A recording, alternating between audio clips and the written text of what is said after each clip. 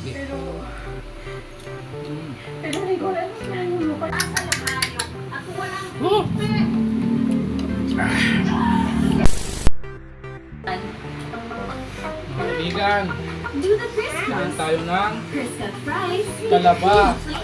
Sabi mo sa akin, natanggap ka mong gift. Dito daw nagtatago yung kaibigan Sa usawan ko ngayon. Sibuyas, tapos pinayata ko ng susit siya. Pinagpugan ko ng magkahanap pa din. tamang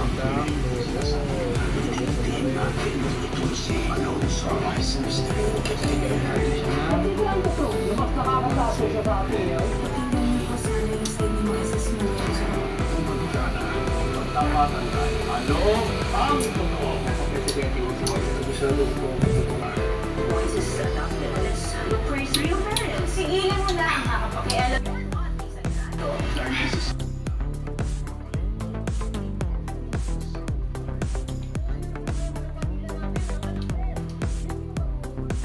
okay lang. Kasi kumakain tayo ngayon ng kalaba. Nakasama ko naman talaga na darating na araw na to eh. Okay, kagad siya. Akala ko. May marites mo na. Pero sa akin ng hindi pala. Alam mo si Marites ang sisihin mo. Excuse me. Malamang si Marites ang nagsumbong Kalaba. kay Tanggol. Tapos si Tanggol ang nagsumbong kay Puro ka Marites. Palitan na lahi ng mga paluktot ang sakit. Sabay nga natin siya ngayon si Tip. Pero Rico, alam mo na yung lupa na tayo. Takot rin siya. Ramdam ko naman na hindi ako ilalaglag ng Las Suarez. Pero may mga ibang pulis pa rin na pupunta dito sa bahay para umiwas sila.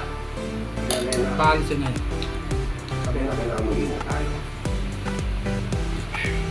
Kaya kung pwede sana, Sana ano?